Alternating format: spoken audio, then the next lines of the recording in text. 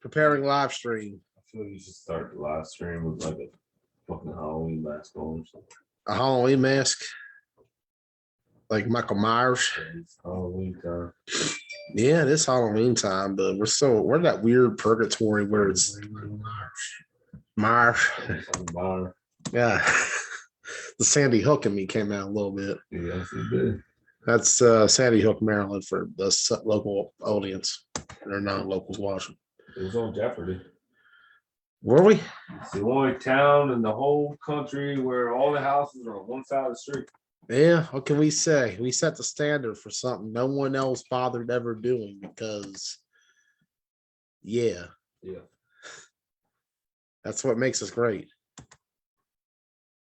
I hear you're thinking about moving down there, Ross. You heard wrong. Oh, well, yeah.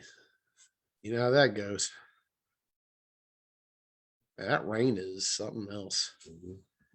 This is what we call it a cold intro for everybody who's like, what the hell is this guy even doing? This is where I try to kill enough. Well, I don't kill enough time. I try to stall enough time to share a bunch of things and make sure the stream's right. But that's never the case because, you know. Ross.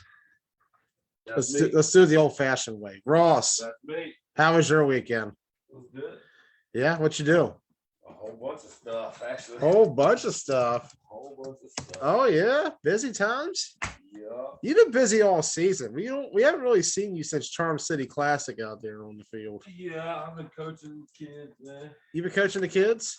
Yeah. Hey man, that's great. I'm really glad that you're out there leading the next generation to be warriors, and more than that though. They can go to beyond that. College, pros, that's more. I can teach them life lessons. We sometimes forget the greatness that is the sport of football, no matter what game you're playing, whether it's traditional tackle, whether it's flag, no matter if you have 11 man on the field, 9, 8, 7, 6, 5s, 4s, mix of men, just women, some guys, some girls together. However you play the game, wherever you play the game, whether you're up north, down south, in the Midwest, across the nation, we are all part of the greatest game that's being played right now that so many people know about and yet don't know about at the same time. And we're seeing the growth of this sport in a tremendous way right now. Some might say, well, what's going on? What's with the low turnouts? What's with all the forfeits? What's with all the dropouts? What's happening? What's happening is we're reaching the end of what's been a long year since last fall. I think it's what you've been saying. Yeah. Flag football fatigue is a very real thing. I think with the whole COVID thing. Yeah, COVID. Like taking a little while off, and then everybody just went hard on it. MB. That's the thing about it. Like when you go back and take a look at, because after Worlds 2020, there was a lot of momentum. We started seeing a lot more preseason matchups. You remember me being at McKay Dive Elementary when we did the program at Spartans scrimmage against one another. That was the start of that popping up. More people started doing games, preseason matchups, wanting to play whenever, wherever. And then COVID hit. And while some teams, depending where you live, didn't do anything during COVID, Right.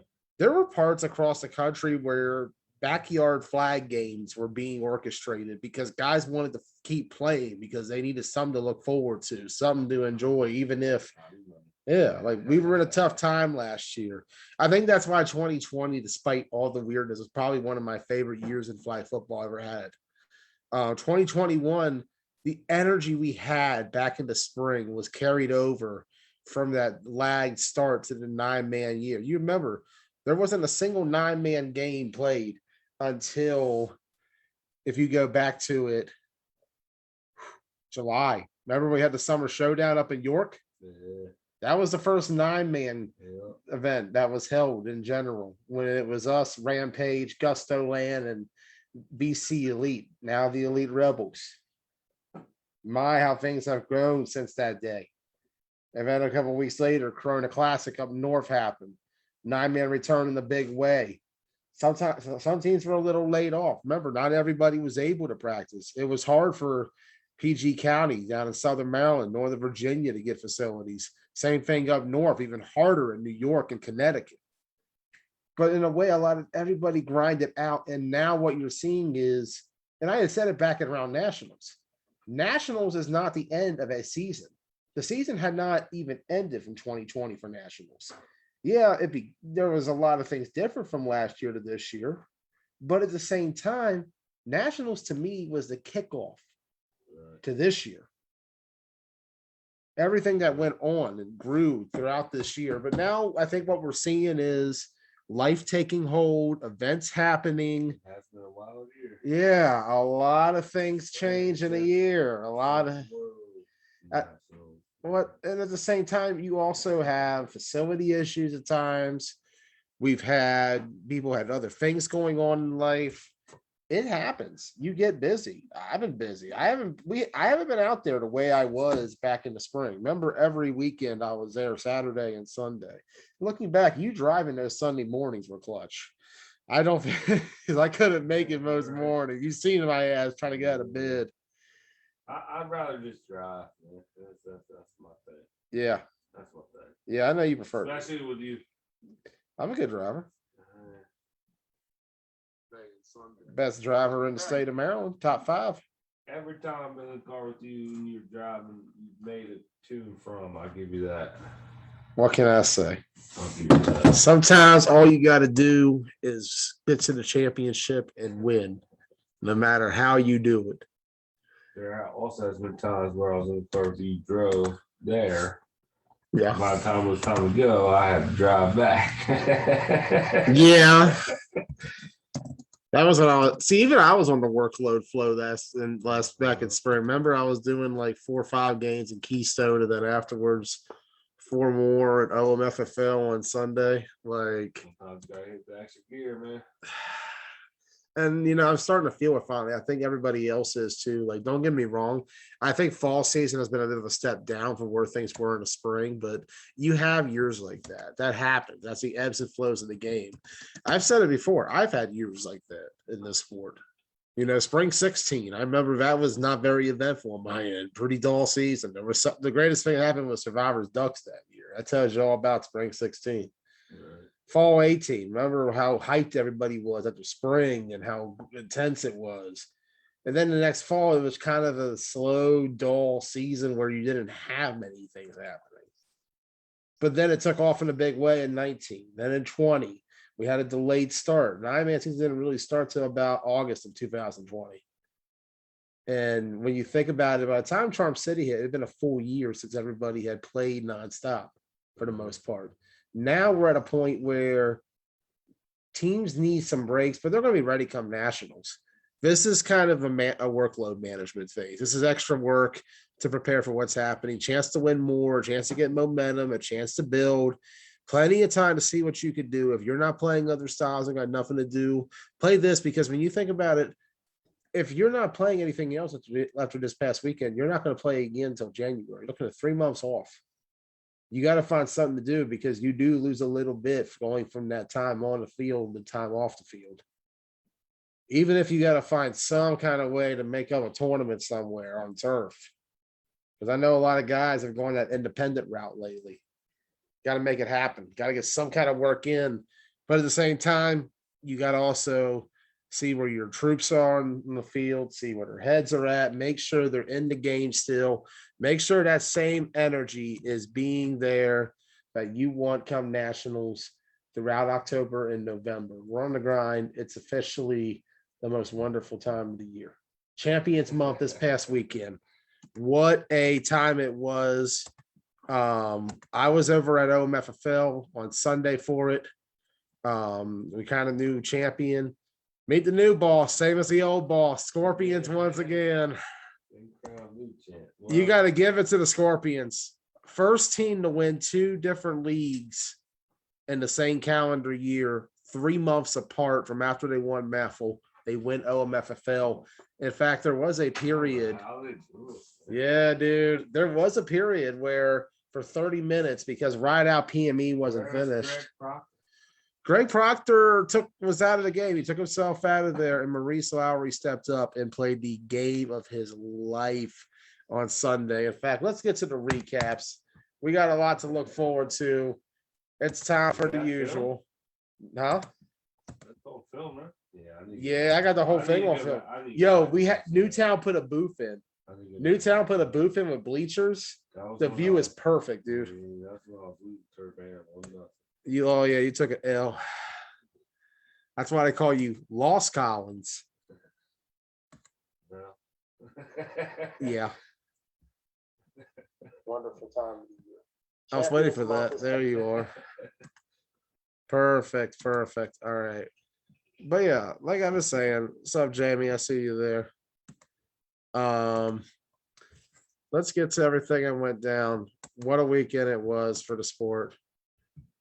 This is the little PowerPoint. Professor Blaze on point. Anybody wants to call in and talk about what happened, let us know. Sheesh. That wind's getting intense right now.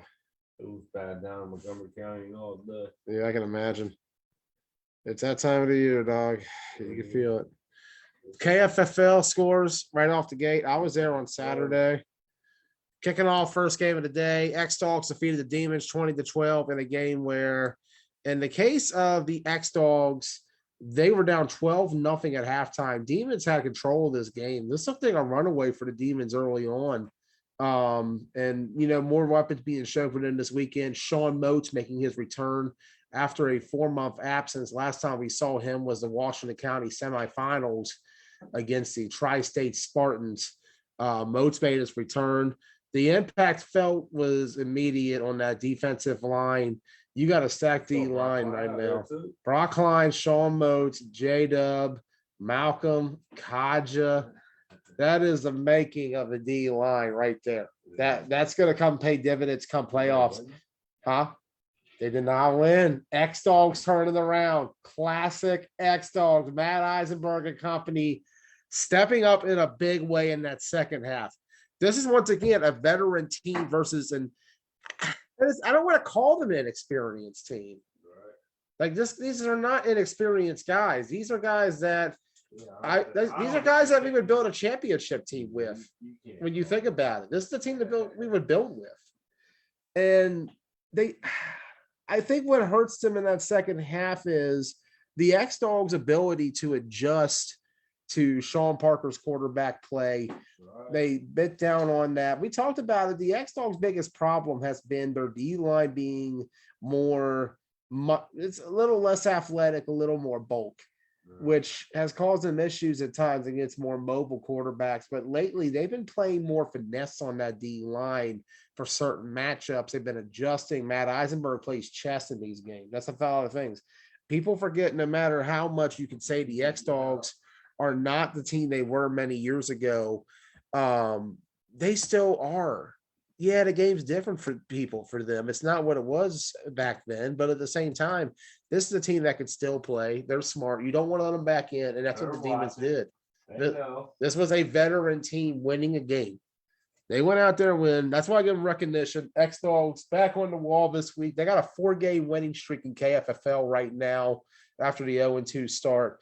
They got a big game with the Misfits on Saturday. That's going to be awesome. We got to see them against the Scorpions over the weekend. That was a great game. Thanks to Greg Proctor for the donation. Glad to have the jersey out there. Baltimore Scorpions it is once again. We got that clarification over the weekend. No Mercy is gone. They're just Baltimore Scorpions, or as we know them, Scorpions. Yeah. I like it. Should never even change. I agree. I like it. Should just went by Scorpions. They're the Scorpions. Anything, just drop the first part. Just go by Scorpions. I like it though. They're back. And we saw that. Also represented, of course, at great games, the Scorpions Rampage. Who can forget Worlds 2020? Scorpions, NTB Wolfpack. They're both going to be an A. There's a potential for the last two B champions to face off in A this year. That's going to be awesome. We saw that actually at Worlds 2020. Second gen, the Maryland Bullets faced off. Could be a repeat. And then, of course, the champion, main event, trench bully jersey in memory of Christopher Severino. 1 year it'll be very soon since the passing of Sev. I'm gonna get that framed up and everything. Yeah. Like great tribute, and it's a good jersey. But like crazy to think how much time has passed on. It's been a crazy year. Been a crazy 2 years, all filled into one, really. So let's go back to the recap. Demons 28, Tri-State Spartans nothing. If anybody wants their jersey on the back wall, just let us know. We'll rep your team anytime you're part of the show or doing well. Just got the one for the Scorpions over the weekend. Sorry about that. Let me turn down my notifications a little bit. Continuing the recap, Demons 28, Tri-State Spartans nothing. Tri-State is not the Spartans we saw back in the spring. We talked about it going back to the end of the KFFL regular season when they were 16-5. Tri-State is now, since then, at a record of 4-9. They have just gone downhill overall. Yeah, they've gotten a few circuit wins along the way, but numbers are killing them. Only 9 for this game. They went down to 8 for a moment after Brandon Michael got injured. Had one more show up, but it just wasn't enough as the Demons ran away 28-0. Next game after that, awesome game, instant classic. X-Dogs 21, Killer Bees 18. One of the best matchups you'll find in this rivalry. X-Dogs led 6-0 at the half. Very tight game, back and forth, of course. But between the two in the second half, it was an absolute shootout. TJ Williams, Matt Eisenberg back and forth, firing away, going at it. A matchup that, oddly enough, we have not seen many times over the years. So we were blessed to get this one. Rare matchup between these two. Probably the best one they've had yet. It was a great duel from start to finish. Big shout out to both teams. Big shout out to Tyler Spencer. He was live for that game. He was up there at KFFL hanging out during a bye week for the Misfits, getting ready for OMFFL the next day. But he went live for that game in the second half. That film is on Team Blunt Talk, Facebook, and YouTube. Anybody wants to go back and watch it. X-Dogs, Killer Bees. It's not edited yet. I'll have it at some point down the road. But what an awesome game that was. Back and forth, start to finish. Big shout out to both teams. X-Dogs are on fire right now. 4 wins in a row. They're starting to turn it around. They're getting somewhere. All credit to them right now. Next game up, Outlaws 24, Tri-State Spartans nothing. Biggest after this one, 67-point swing from the meeting back in April. Remember, when these two faced off back in week 2 of the KFFL spring season, Tri-State won 43-0 in that game. Much different Spartans team that day, though. That team was loaded up. They were on fire. They're cooking on all cylinders. They had a doubleheader that day with prime time as well, which was an absolute classic. This Spartan team, not on that same level, not playing it to, but not taking away from the Outlaws either. This Outlaws team is looking the best they've looked all year. We have given them a lot of criticism. They started out losing their first 14 games, exhibition games included. They're on fire right now, though, at 2-4. People will snuff at that and say that's a nothing record, but at the same time, for where this franchise has been many times over the years, they were KFFL original. Go back to being the original Spartans back in the day. For what they have been through and everything else, you got to give this team credit. They're starting to get somewhere right now. Sean Simmons making some big moves. I look forward to seeing how the Outlaws progress throughout the year. Next game up, West Virginia Venom over the Killer Bees, 18-12. I wasn't there for that one. From what I was told, it was a very close competitive game.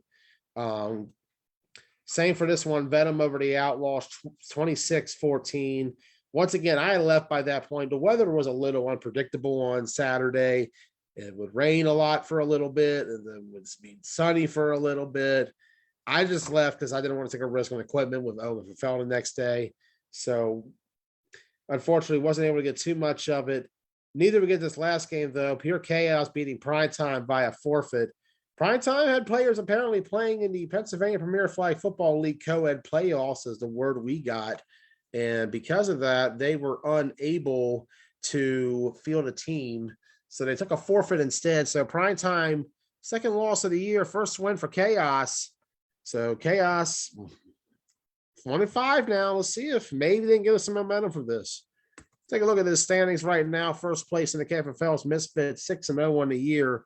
Look at that sub record there, 19-0 all time in Shippensburg at that field. They have not lost a game yet in KFFL, whether it be in league play or the winter chiller. 19-0 overall, 6-0 this year. They got a challenge this coming weekend with the West Virginia Venom at 6-1. Most wins in franchise history for this team. What a turnaround it's been for Venom. I know they don't like the Green Machine Association, but it would not start without that core. That core was what grew that team. It was a seed that was put to the ground. It grew into what it is going on right now. One of the hotter teams right now in 9-man. That's not getting a lot of talk because of the fact that they don't really play in a major league. They're in the KFFL. They don't travel, but they are one of those teams that, in my opinion, for a non-travel team, is possibly the best in the country, if not one of the best. They have a lot they can do with it. They can definitely compete if they can get everybody together and keep growing from this core unit that they put together so far. Wolverines third place at 3-1. They will be back. They're going to be. I guess it was interesting watching Elite Rebels on Sunday because I felt like I was watching Wolverines for a few moments. So glad to see them come together. They're definitely going to be a threat if you've been watching what they've been doing in OMFFL and what they've done this year in KFFL. That little group conglomerate alliance, what words you want to use, is definitely a force to be reckoned with come this fall.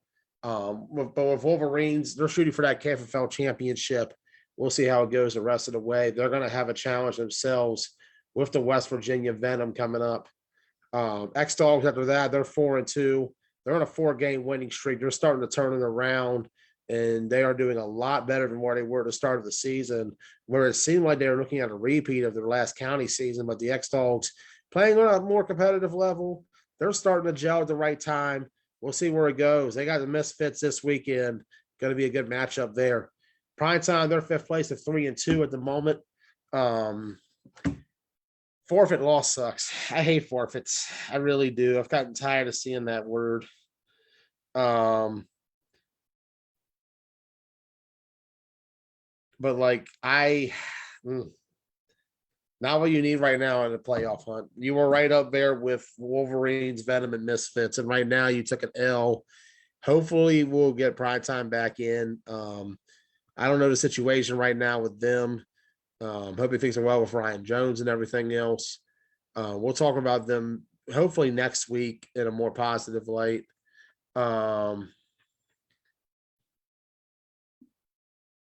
Just rough times overall, man. But they got my support either way. Those guys, they do great on the field. I look forward to seeing if we can get them back on there soon. I know they'll be popping up throughout the year on different teams on the circuit. But big shout out to the rest of the teams out there in KFFL. Spartans, I know they're struggling right now, 1-5. Worst start since their first season back. Outlaws at 2-4, surprisingly enough. Demons 4-4.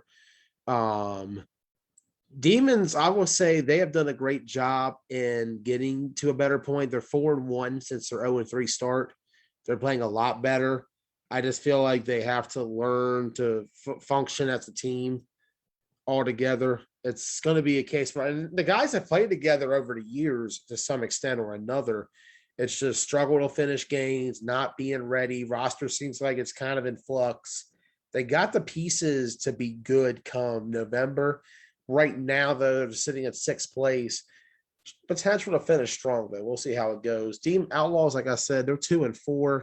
They've won 2 out of their last 5. That's a good run for this team when you've seen how they've grown over the years.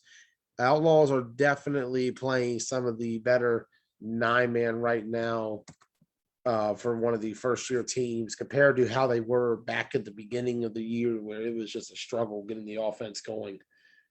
Tri-State Spartans, like we said, 1-5. That's something that to me has been surprising, but it also hurts when you don't have guys there.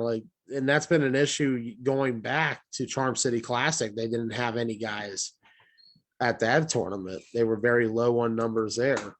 I hope Tri-State can get something going again. It just seems like right now they don't have everybody, and I don't know if they will have anybody. Right. It's not looking good. 9th place is pure chaos at 1-5. That's Talking about Spark. yeah. Is Eli there? No, Eli was not there. Pure chaos 1-5. This ties the record for most wins in a single season. So big shout out to Pure Chaos. They get their first win of the season. That's ties a record for franchise wins. 1-5 for us. Ronnie started turning around. We got forfeit. That's an 18-0 win, pal. Forfeit. And finally, at 10th place, the Killer Bees.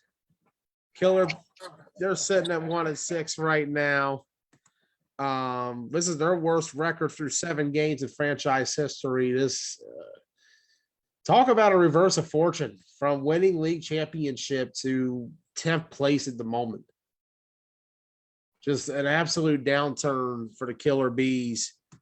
Hopefully they can get it together. TJ Williams and company do show a lot of potential come playoffs. They need time to gel, though. I think the regular season, just keep getting some practice in. Look at the playoff matches they could have right now. If the teams stay the same, we don't know about the primetime situation. If primetime were to go, it'd be 9 teams. They'd be playing pure chaos in that 8-9 matchup suddenly. Officially forfeit the rest of the season. Is that official? Is that been Official. where'd you see that at? With Donnie. Oh, is that official? Wow, that is sad to see. If primetime's done, that's really a shame. Like, I don't know. I was really hoping they can get something going there and figured out. Maybe a transfer of captainship, but that helps the Bees, though. They got a chaos matchup for 8-9. The only problem is if they do win that game, they have to play the Misfits Well, if they win. if it is an official forfeit, shouldn't that change every game before that? 18-0. No changes to it. Forfeits are only after the fact. That's how that works. It's crazy, but the situation with primetime's crazy. But who knows? We got other things to talk about. GCFFA results real quick. I'm going to order the slideshow, and then we'll have Greg Proctor on to talk about what went down on Sunday. He's in the waiting room at the moment. Shout out to Greg and the Scorpions. Why are you leaving him in there? Proc, get in here.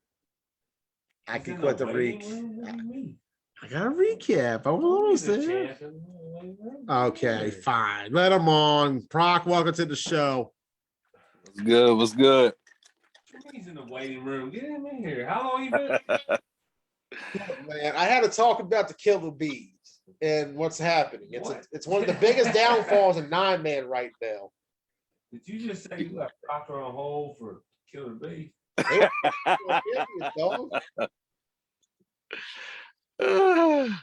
is even a guy that said throw a water bottle at me while I was asleep. I'm just exactly.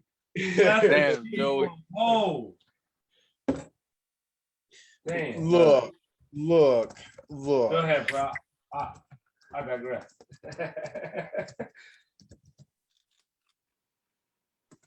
Yeah. What's good, Joey? Beautiful night, impromptu show. We were supposed to do this tomorrow night, but I got a text at 4:00 saying we were going to flip it. So here we are. Change the blood. All right, what's good, Ross? What's up, bro? Same shit, different day. You know. I feel it. Championship. How's it feel? Is that number 7 for Yeah. 7? Yeah, man. Dynasty. That is the best word to describe the run the Scorpions are having right now. Dynasty. MAFL champion, OMFFL champion, same calendar year. That's never been done. The Scorpions pulled that off this past Sunday. And Greg Proctor had to be the easiest championship you ever won. Yeah, it was lovely being a spectator that day. So let's run us through it, because I didn't get really a chance to catch much of Scorpions until I walked over in that fourth quarter of the Rampage game, which let's talk through the Spartans game first. Recap. Thoughts on the Baltimore Spartans? 18-0 was the score I got from their camp. Yeah, it's about right. It's about right. Yeah. Yeah, it was ugly. It was a defense. I'll tell you like this, man. Defense held it down the entire Money Sunday, man. Like this was yeah. Like they strapped everybody up. They took it back to the Velcro straps on the shoes. Like that's how bad they were strapping people down, man. That defense was locked down. Like, Yeah. I've been praising the Scorpions defense for a while. Like going back to last. Travis, mute your TV. Oh, my bad.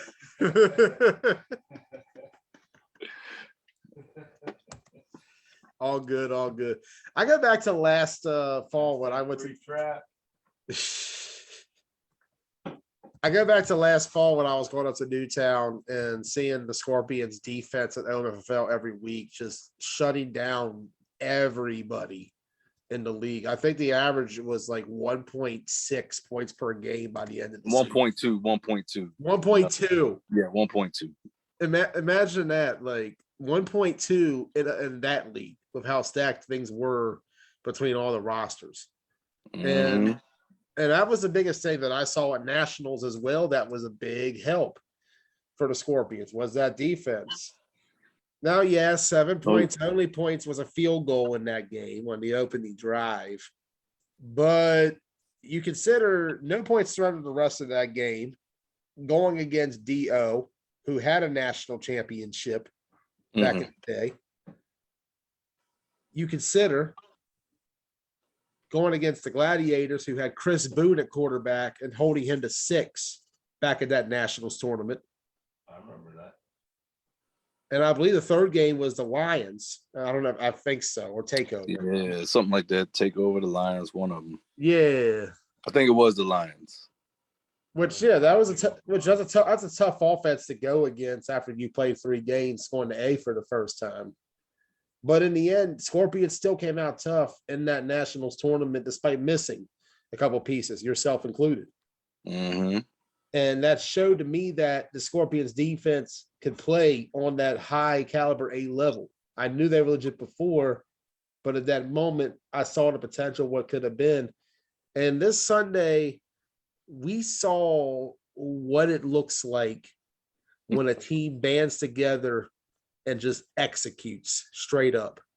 Yeah. When you consider 0 points allowed to the Spartans, 0 in regulation allowed to Rampage, only 1 score allowed in overtime, and that was on a short field on a 3rd or 4th down.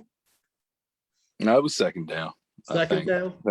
I mean, they scored on I think 2 plays in overtime in that second overtime.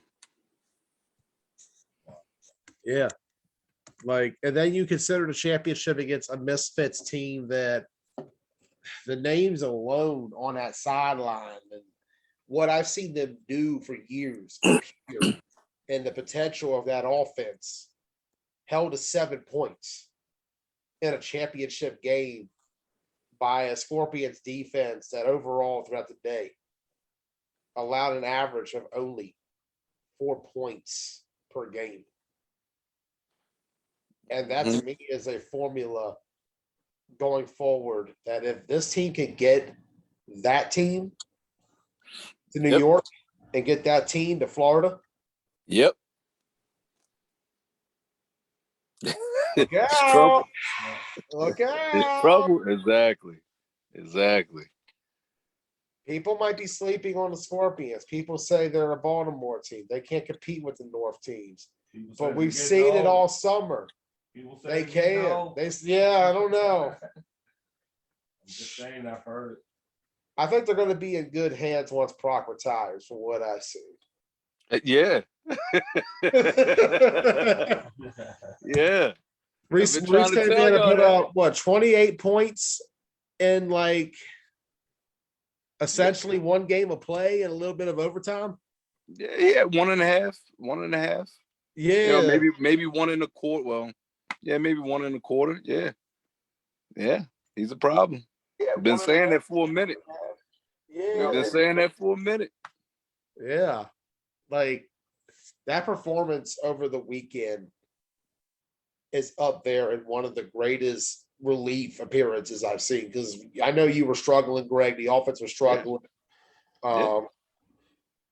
You guys against Baltimore Spartans seemed like everything was going well. Offensively, was the chemistry there? Was the flow there?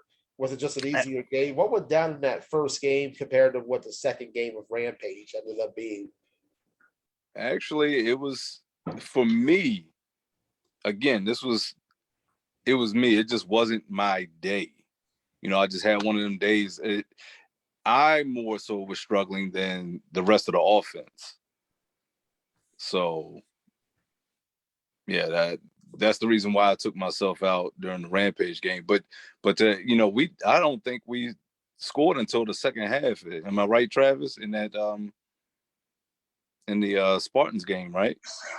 Yeah, wasn't so late in the second half, actually. Yeah. I mean, we came back to back. Like once when we actually scored, then the defense held it down again, got the ball back, and wound up scoring real quick again. I mean, but yeah, it was all me. The reason why we struggled. If Reese was back there, aka Third, if he was back there the whole day, it could have got ugly for a lot of people. If I recall, my memory is very blurry of Florida, aside from the Scorpions defense. I can remember scores better than I can certain players on the field. Was he the starter of Florida as well? My memory He started against the Gladiators. Yeah, the first game. Yeah, that's what I was thinking. That's what I thought too. I was like, I think he started for them in Florida. I couldn't remember offhand though because it's been so long. Yeah, like the first game we had a lot of flash in that game too. He did the was called out referee. against Dags. Hey, Travis, man, mute your damn thing. Over there watching General Hospital and shit. Man, mute that shit, man. Yeah. No, he was out there. The first game in Florida, we had another quarterback playing, and then actually Third came in against the Gladiators and did what he did. I mean, we saw the results. Yeah. We all know he had it in him. Yeah. And he just put it on display. And that's why it was no problem for me coming out, taking myself out. I was like, go ahead, young fella. Shoot.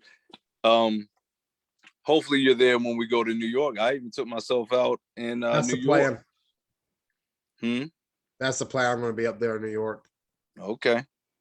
December 5th. That's what I keep hearing. Is that accurate? I just want to make sure I got it right. That's what we're pushing for.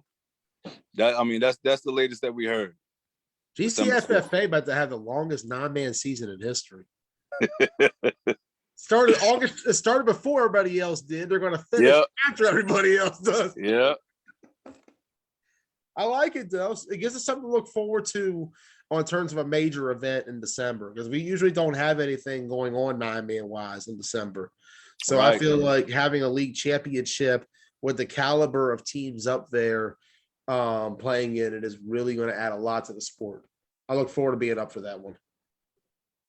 Yeah, I'm looking forward to hopefully having our full squad. That's the hard thing. Talk about the issues traveling to New York so far. What has been the biggest part? Is it you think it's just planning on their end? Is it life popping up? Is it work related? What tends to be the issue you think that hurts traveling to Baltimore up there? It's just the commitment, man. Like, yeah, people got other things, obviously, priorities in life, people coach. Obviously people got jobs, things like that. But, we try to give people good advance notice, well in advance notice to like, hey, we're going to New York this weekend. Let's try to make it happen. But hey, we can only control what we can control as individuals. So we show up, we try to play. Yeah. And that's the thing about the Scorpions team is that no matter what the results, because it's crazy when I did the stats earlier, Scorpions Third most wins in the country of any 9-man team at 30. Also, Scorpions, most losses in the country of any 9-man team at 23. Okay. But it's the competition that the Scorpions are playing. They're not out there every week playing pure chaos and going against other teams like Rebellion up in Rhode Island, teams who are in the bottom of their leagues right now. They're having to face the likes of locally, Misfits. They've had to face Rideout locally. Rampage, 5th game already, 7th game overall since last September. Every game is a battle, too. We go back to the 0-0 game at Newtown the year prior, where you found Travis Hale in the back of the end zone in that game. The seam right across the middle that broke Rampage. What a moment. That was a great game. Yeah, it's always a great game when we win. Yeah, it is. Like, and you guys tend to just like make it work at the right time every single time. Never count. Yeah, facts. Especially a championship scenario. We've seen it a lot like this year. And, you know, there were some questions back in the spring about could the team gel early on. Ocean City 0-3 out. But you go back to that Misfits game, the first time in OC, despite Misfits winning, Scorpions, for the most part, were outplaying them at different facets of the game, just unable to finish at the end. And that's been the thing so far, is that these two teams have duked it out all year, whether it be in GCFFA, OMFFL, Ocean City, and we'll see them again. There's going to be at least one more game, I feel like, at some stage. Hopefully at GCFFA. Hopefully we are in the chip playing against each other. So no matter what, it comes back home. Wouldn't that break the boards, or what if 2 Baltimore teams are facing off for the GCFFA championship? Make it happen. I'd love to see it. I would love to see that. That's a statement. Indeed. But yeah, overall, what a weekend for the Scorpions. That Rampage game, 8-6. Double overtime. Double overtime. Yeah. Jesus, dude. And on top of it, like, both teams had so many chances during that game to score that nobody could capitalize. Defense just got those stops. Defenses showed up for both teams. Defenses played well for both teams. Like, that was probably one of the better defenses that Rampage had, you know, out there balling together. They balled out. Like, they even the Elite Rebels game, they had 2 very key stops in the end zone that kept the Rebels out. They had 2 picks on TJ in the end zone. Yeah. That turned that game around. That was a game that could have easily been 28-7. And instead they won at 15-14 because they got the right stops at the right times. That's the thing, like, and that's why, like, it's been enjoyable watching Scorpions, Rampage, and Misfits go back and forth all year. And the growth, I think, of the A division down here in this area has been tremendous to watch. Like, I know a couple of years ago we were in a weird place with it, where 7 Point would pop in and out at certain tournaments. They weren't as active as they were the years prior. Scorpions, I know you guys were going back and forth between A and B depending on what tournament it was. Bullets had some success. They found some back and forth. Ocean City, they was their best in the A bracket, obviously. Anarchy, ADR. But it's crazy enough to think that the level that we're at right now, I feel like, is at least 3 times where we were in 2019 with playing the A division. Like, I think this group, I think this group right now of Scorpions, Misfits, Elite Rebels, even Baez Auto, I felt like in that main event game proved they could play an A. With the way they stepped it up in the game. Definitely proved they could play that. Yeah. Like, they performed. Yeah, that was a great game. I saw that. Oh, man, sorry. Yeah, that game was probably one of the greatest games that I had seen. Just like watching this small town team from York, PA come out there in a slugfest with the national champion, like right there at Kenwood. And just a back and forth battle between D Mart and Ray Wagner. Like that is one of the better duels I've seen. D. Martin, Ray Wagner. Right? You don't hear that? It's like, yeah, oh man, Mike D and Ray Wagner. Oh, okay. But now he balled his ass off though. I gotta give him credit. Yeah. But like I give like I give a lot of praise to where everything is. Like even Rampage, I feel like could compete on that A level. They're choosing right now to be and B. That's their reasons. I'm not going to criticize or hate. Y'all can feel free to say what you want. It's fun talk. Even I feel like they could play up to that level. PME with their comeback recently, they have done great this year. PME has with the way they've came out in NAFL and are currently sitting at 16-4 overall for the year. And this past weekend, they dominated both Only Us and Ride Out in the championship game. I believe it was 28-0 with Only Us and 20-0 on Ride Out. Damn, it's pretty good. That's really good. Keep in mind that there was no Scorpions and no Rampage there. Have we had a Scorpions PME game yet? Has that been a thing? Yeah. Okay. Yeah. Was it in Yeah, we had that season? we had that in the spring. Okay, so that happened in math. Okay, I wasn't down there, so I didn't catch that one. I was wondering if that had actually occurred yet but not in the tournament yet. No. I like to see you all as a Sunday day 2 game somewhere down the line. Because that's where you're going to get the best of both sides. Oh yeah. From the standpoint of competition. And we talk about the success that you guys have had up there. They've had this is their 4th championship down in NAFL. They had a 3-peat prior to COVID. They had a team to start last year, but they ended up pulling them out after a positive test came out. Right. Yeah. And then 2020, yeah. And then this past year, they came back in the spring. Yeah, they were in the spring. They couldn't make it. They couldn't make it. I gotta say, a tough draw with Rampage in the quarterfinal, though, right out the gate. Hey. PME had it. They had it until Cody lit up the Rampage player. That's what killed him, was that play. And the worst part is when he hit him, I knew it was a flag coming. I was like, you didn't want to do that. And the flag came out, I was like, oh, they're calling that every time. PME had a shot though. Like they're definitely up there, but they're not proven yet. They had to in my opinion, they got to start traveling. But I think they're going to do Capital Classic, and I think it'd be a good measuring stick for where they are right now. Yeah, I don't even think they had Do out there quarterbacking.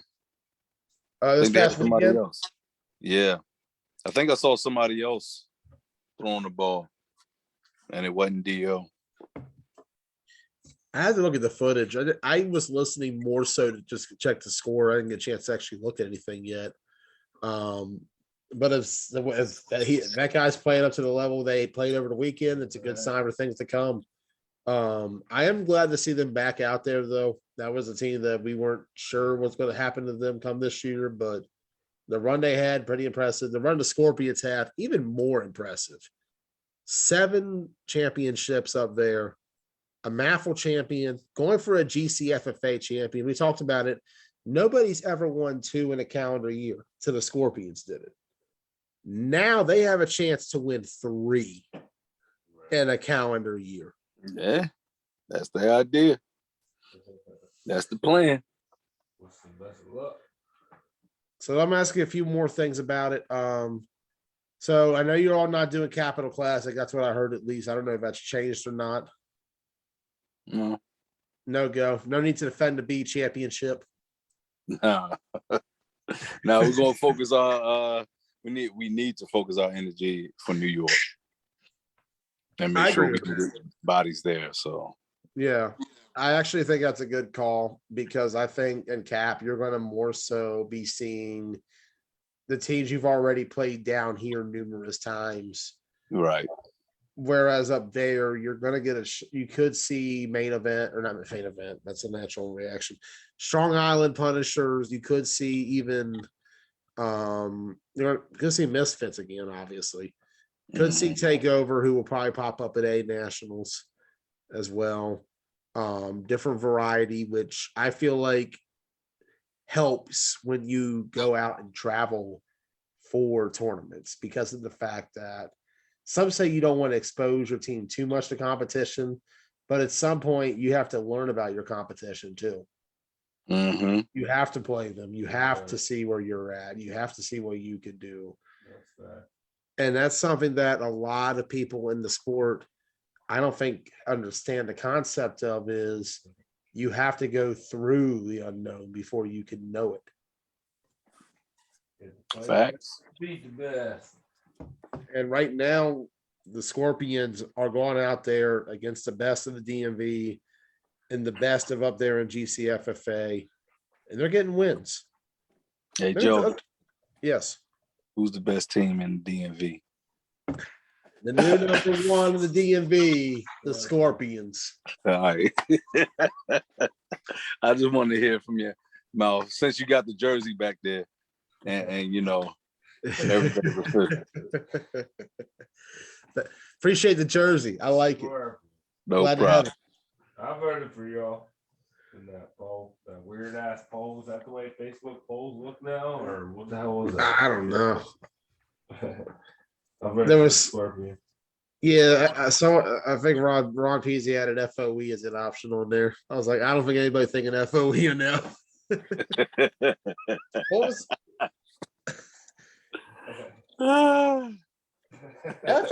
FOE's in my top 10? I think they're in my top 10 for this area, not in the country. Okay. For this area, really. It's a tough evaluation, but it's also like it's a painstaking process. I go from ranking like 10 teams in the league to trying to rank the whole country in what I'm doing right now. Now I think it's just Math One on FFL. Do you? I mean, and I'm just really asking a legit question. Do you have FOE in your top 10 when you look at those two leagues, or let's say KFFL too? Do you see FOE in the top 10? They've played well enough. I mean, in this region, I'd say yes. In this region, okay. Yeah. In this region, I'd say yes. It's tight. I got to check. So I think they were either 10th, but they might have fallen to 11th because I did add a couple teams on there. I'll check it out in a minute. I know it's tight. I know them and Titans were fighting for that last spot last time I checked. Because I think Titans could beat them. But the problem with the Titans I've been having is like they struggle in elimination situations. They played the pool stuff well in the regular season well. They're just lacking in the postseason right now, which FOE has the same problem. They're kind of in that same spot. Mm-hmm. So we need a game between them at Cap Classic, obviously. That'd be a good game. I think it'd be a good one, especially being down there. It's going to be a different advantage for FOE. They're going to probably bring more guys than they do, hopefully.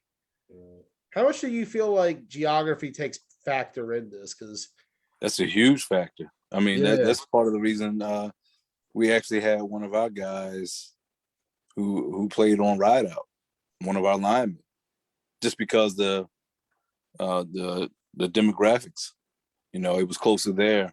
He was like, got tired of taking the ride way up here. So he was like, look, let me just go ahead and get back in shape and I could stay closer to home. So it was like, all right. He should have took the ride up here. Exactly. And I told him that. I said, you should have took the ride up here. Man, that happens though. Like, especially when there is local teams involved, especially right now with the cost of travel alone for driving being insane. Like, sure. I know you. I know. This motherfucker said the cost of travel now. You know, cost of gas. All right. What is it like? $3.49 in Baltimore, something like that. Yeah, $3.35. $3.35. Yeah. I think it was 375 in PA the other day when I was driving. You got robbed. The whole state's being robbed. What do you mean? Imagine being in the middle of that state. You got to take the turnpike to get to the nearest gas station. Tolls and gas. I know some crackheads that'll get it for you for $1 a gallon. So. Life of that shit out.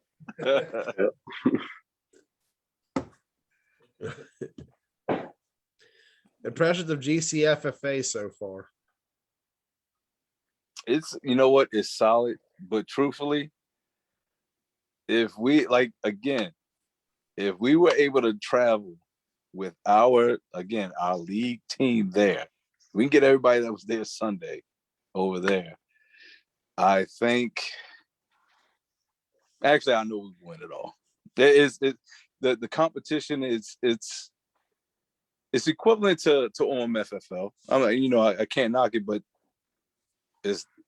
they're definitely a shell of themselves as opposed to what they bring out to nationals. That's not their team out there. Like it seems like they definitely add some pieces. I think that's the biggest part of it because, like I've said for a while, it's hard to get 100% everybody because of the fact that you factor in travel arrangements, you factor in budgets of 30 different people, factoring in lives of 30 different people that could be impacted by 30 other people in their lives. And then suddenly it's just a matter of getting everybody. But I do agree, like most teams will bring out extra guys. They most likely aren't usually there with the league team, which it's a strategy, and I get it in a way, because if you don't have enough and you're still trying to win, but you just have just enough to get there, like say you got 18 of your own, it don't hurt to try to see what you can do and add a few more if need be. Yeah. The biggest thing is recruiting. Recruiting is something where, like, the Scorpions, you guys are in a good area with Baltimore. Overall, this whole area in general, you're going to find skill guys, you're going to find linemen. I think some people in the game, they got more access to more regions because they travel across the country. They could talk, obviously. The biggest advantage, though, is being able to get guys who can make the travel and make the commitment to it. It goes into more than just talent. It's finding people who can behave professionally off the field. A bracket ball is not, we're going to show up and drink beer in between games and just have fun. It's you go out there like it's your job that you're being paid to. It's the pro bracket for a reason. You got to take it serious. This is not something you're going to BS and roll up in the third quarter of the last game of pool play and say, all right, I'm here. Or call on Friday morning and say, I missed my flight because I overslept from being up last night drinking. Yeah. I think that's a big key to success, is being able to find those type of guys who take it as serious as they would if it was their job paying them.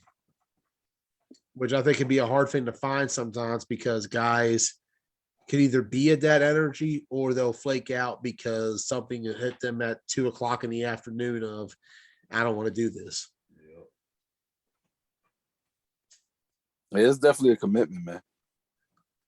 That's what you're looking for. You're looking for those committed guys.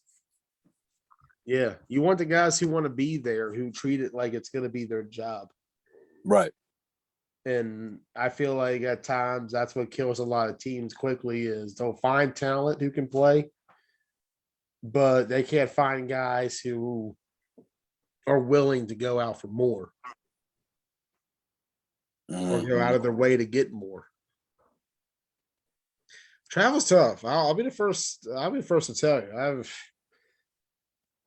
tried to travel with my own team at one point was a pain, just knowing that And we remember we had the York tournament, Ross, where we had 8 linemen drop out the week of. Yeah. See, and that's killer right there, man. Like that's what wins. You know, you win the game in the trenches, man. Yeah, and like it's even harder at times when you don't know where other guys are with it. Like some take it serious, some don't. But I think with the Scorpions team, the commitment is there, the dedication is there, the intensity is there. That's why they're one of the more successful teams in the country. Because of the fact that they're able to go out there, treat it like a business when it matters the most. Yeah, there'll be games where they might look sloppy and lose by 2 scores to the Bulls or something. But they're also going to go out there and win playoff games back to back with Misfits and the Titans and 5 overtimes and one of the hottest days ever. I'm glad y'all dumped it or starting to dump that Seattle Seahawks gray and green. Yeah, man. Yeah, we're going back to the traditional Scorpion ways, man. I was wondering about that. Suddenly, I got the logo on Saturday night. It's no longer No Mercy. Although they're still showing No Mercy on the field. It's back to Baltimore for the Scorpions. Yeah. Yes, indeed. It's always been Baltimore. It's just we added the No Mercy to it. And now we just gonna just put No Mercy on the opposing offenses. The defense looks strong, man. I can't shout out my defense enough. Man, yeah, they it was crazy. It was crazy. Yeah, you look at it. In regulation, 4 quarters of play. Discounting the 2 overtimes of Rampage. Right. 7 points allowed, and that was Chris Boone scoring a touchdown in the 3rd or 4th quarter of the Misfits game. Yep. That's it. And that was against, I don't know the Spartans quarterback offhand on Sunday. Who played for them? Yeah, so that was the thing too. The original Spartans quarterback, he got hurt. He got knocked out the game. I think ankle or some kind of leg contusion, something like that, something with his ankle or lower part of the leg. He got knocked out the game, so they threw Rich back there at quarterback. So it was more difficult for him. Rich. I haven't watched the games. Rich France. Yeah. Okay. So, yeah, from 410 Ravens. We had him last year when he was at Hagerstown. Mm-hmm. Yeah. Okay, Rich ain't bad. He needs some time. Yeah, you definitely needed time, especially against our defense, man. Yeah, that's not a good situation. Yeah. Hey, can you go get some Scorpions real quick? Right. It's like, oh man. Yeah, their faces just looked deflated once when Chris got out the game. It was like, yep, this game's gonna be easy. All we gotta do is really just score. So it's a confidence killer because when you go into battle like that, and the Baltimore Spartans, they're a young team. What are your impressions on them so far coming out? Because we saw them at OMFFL's Charm City Classic, and they actually, I thought, did not do bad for a team coming out there early on and facing more experienced teams that weekend with Gusto Land and Nomads. Gusto Land. Yeah, Gusto Land. They're going to be a Cab Classic.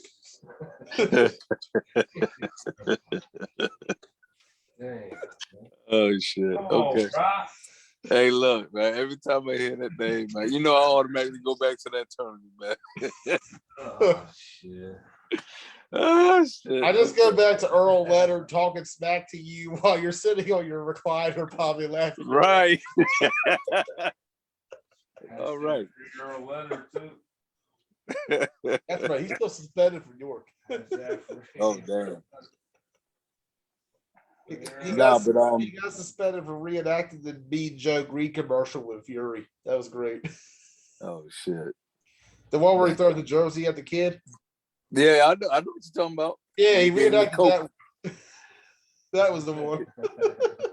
Yeah. You gotta think though, I'm a diehard Steelers fan, so I know that commercial. That was a classic. But now, the Spartans though, man, I like the fact that they came back, man. They have a lot of pieces. It's just a matter of them gelling together. They got to put the time in, get that chemistry together. Understand what each one can do as far as their strengths and mask up their weakness, as best as possible. So, once when they understand that, there definitely will be a team to reckon with. And then again, same thing with on the offense. That's from the defense perspective. Even on offense, once when they get the, certain amount of plays, you don't need 30 plays, 10 at most. And just make sure that you know how to run them left and right. I know a lot of guys overthink that when they get into the sport for the first time, is that you need to go out there with a full playbook like you're in the NFL or something. It's not the smart teams are the ones who simplify their game enough that they know what they're doing and their opponent has no idea. Mm-hmm. And surprisingly enough, a lot of teams, they may have a lot of talent, but if their leadership is lacking the smarts to use that talent, they're going to lose every time. No matter how old their competition is, no matter how their competition may seem like walking on the field, if you come out there and you don't play smart and you either overcomplicate it Mm-hmm. or go out there and over explain everything, you're going to lose the simple stuff. And we've seen that. We've seen high octane teams lose to lower teams on terms of perspective. Mm-hmm. Simply for the fact that they were outsmarted and didn't realize it. And I've heard a lot of teams, for some reason, still sleep on the Scorpions. I can't figure that out why. Because I'm old, man. I'm old, man. Proc, you're going to be in your 80s and still doing this. I can Hell already no. see. Hell no. I'll retire when Tom Brady retires. All right. There we go. He said 55, so you got about 11 more years. Nah, brother, man. No. You going to try to make it past? Hey, look.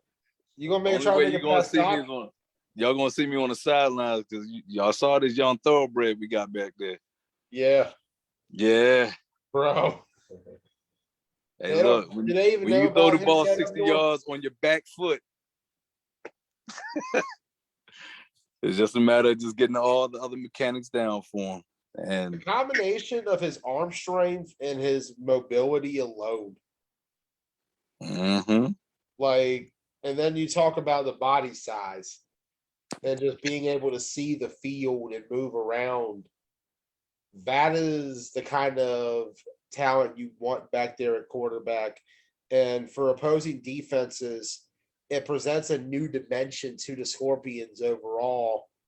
And, you go from what you do, Greg, you play a more slower pace. You play more of the classic old 9-man style. Mm-hmm. Whereas Maurice is running he can run all over the place. He can make the quick moves. He can make the downfield throws. Against the Misfits, he carved up that secondary. Yeah.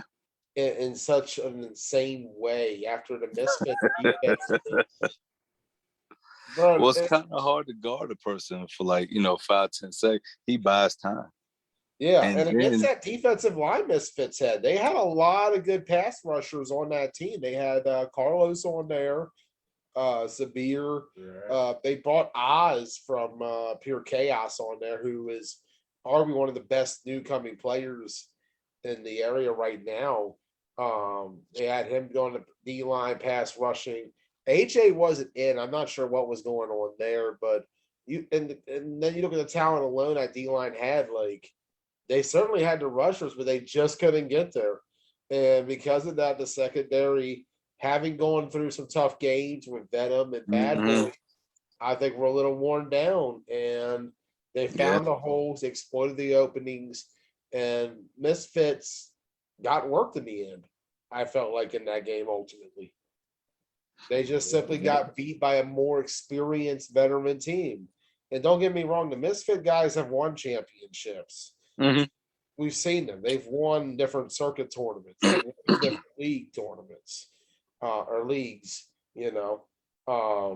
They definitely have that championship caliber pedigree, but this was a game where the Scorpions, I think after beating Rampage and the way they did, you think about it, that was kind of the rubber match of the series. They're not going to play each other the rest of this year. That was it. And they're not going to be a Cap Classic together. Rampage is going to play B, Scorpion today. Yeah. And check it out, too. Even in that game, I don't know if y'all got it on film, but, you know, that young quarterback, when he threw that, when we scored to tie it up, and we had to go for 2 and try to get that conversion.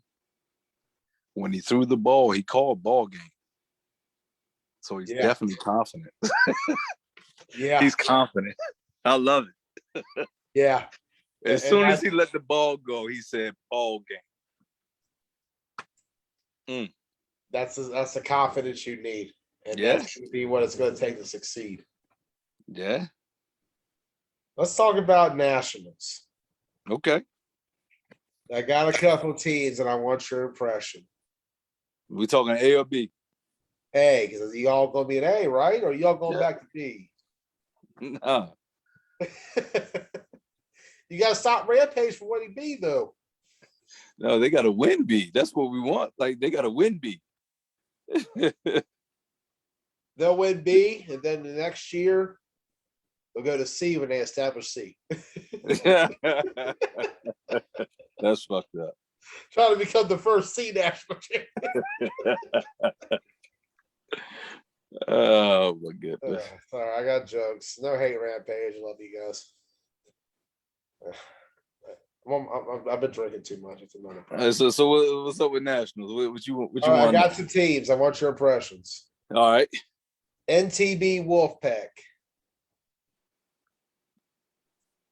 They're 11-0 right now. They haven't lost a game yet this year. They've actually are on a 16-game winning streak going back to Nationals. Crazy enough, their last loss was to the Blackhawks. Oh, yeah? Yeah, the pace, I think the Blackhawks came out there and Tommy and then played a very smart game for what I saw over that one. Right. Now, granted, the next day the Blackhawks got blown out by the Wolfpack in the playoff round, but yeah, I mean, you figure once you figure out a team, it's tough. It's tough to beat a team twice at Nationals, man. Like, then you find out the attendance the next day after you played a team in pool play. Mm-hmm. Because the burden's on you to figure out how to beat them after you've already done it. Right. Obviously, you know, formidable opponent. They have talent. We'll see. I know they ain't gonna. If they line up against us, it's gonna be the same results as it was in the B championship when we played them. That was a good game too. Mm-hmm. That was a really good game. But the same results. Category 5. Who was that? Last week, I don't know. So Proctor didn't watch last week's episode. I'm disappointed, Greg. Oh man, been a rough month. I understand, sir.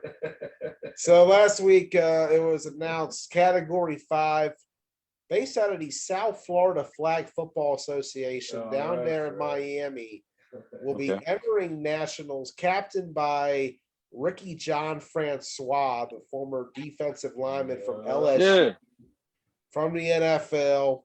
Mm-hmm. He'll be there. He confirmed Joaquin Cato and Tommy Schuler, both who went to Marshall a couple years ago, actually. One of the better combinations in the country that 2014 season. They had a top 5 offense that year. Mm. They're going to be down there at Nationals. They're going to be bringing a team from Miami with some potential ties to guys who they know from football over the years. Mm-hmm. What do you think of them making this jump to A right out the gate for nationals? I like it, but I think they'll be in for a rude awakening. This is not collegiate pro ball. This is flag. It's different. Well, I was told Raheem and Schuler, I think, played on main event, so they got some. Oh, did they? Yeah. So okay, so you got a couple people that have experience, but hopefully they inform the other guys, letting them know that it's a little different. Because there has been some pro players, even locally, from the DMV area that we have played against that look kind of ridiculous out there. Yeah. Yeah. So that was something Ricky had addressed was he would agree with you on that, because that was one thing we had talked about in the interview last week, was that even he found it hard when he was transitioning to 9-man to even pull flags. Yeah. And that's you're so used to hitting people. NFL pro pass rusher saying that.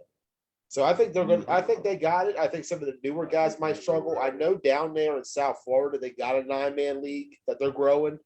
Oh, do they? Okay. Yeah, they're developing it. It's crazy. The team that won, their quarterback was playing under center and was dropping back all game. Okay. Yeah, it was crazy, dude. Like Hey. he was executing like a pro offense and everything. We welcome that. We us flag guys, we would definitely welcome that style. They must have a pro line. A lot of Man, talent. we don't have to tackle you. All you gotta do is pop. That's it.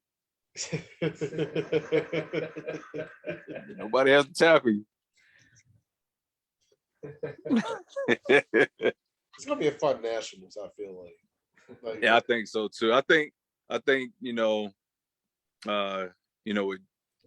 can't say the what's a good word for like, I guess with the whole COVID restriction, being a little bit loose this year, and with everything going, I think you'll now get a much, like, I'm pretty sure nationals, earlier obviously in January was probably a little bit lighter than in times past, and I think now you'll probably get to see a lot more people that was there in 2020, back on the circuit, for nationals. And, hopefully it'll be a lot better, competition, where you actually you probably get a good representation of each squad, of each team, and what they bring to the table. That's something I hope we get to see too. And I do believe we're going to see more talent at this one than we saw even in 2020. I feel like this is going to be a comeback year for nationals, because I think a lot more guys are starting to want to come out more. Mm-hmm. We don't know who all is in this 9-man game sometimes. Like we talk about the Bahamas and how that's a territory down there. It's growing. In B bracket, you got the Birmingham team, the Birmingham Heat, I think. Alabama. Yeah, they played 9-man down there. Oh, yeah. St. Louis is going to have 5-6 teams maybe this year at nationals. Yeah. Yeah, Skinny over there doing his thing up there, man. Over there. Yeah, him and Preston putting in the work for sure. Big shout out to the guys out there in the loop. Yeah. Yeah, they need to throw a tournament too before I retire. I would love to see that. I think that'd be really big for that area, and I think it'd be good for this sport as well. The key to it, like I said, local turnout, and I do think if they did have one, they would get every single team in the city. Yeah. Hell yeah, they would. Yeah. See what else? Trying to see what else might be on my mind. What other teams? I think the only other team that we haven't talked about that you haven't played yet would be PME, which I think we covered a little bit earlier on. We played them. Yeah, you played them already. So I think that's about it on teams that I saw for nationals a couple of weeks ago. It's gonna be a fun year ahead, though. We got still to come GCFFA, nationals, Rhode Island. I'm gonna try to make it up there for that next weekend. Okay. Yeah, it's a bit of a hike, but I'm looking forward to it. Yeah. Yeah. Yeah. You may want to hitch a ride with Robbie or something. I think they're the only, maybe the only team that's going there locally. Yeah, To Venom Rhode is the only local team going up there. Yeah. I give Venom credit, man. That's awesome that they're making the trip up there.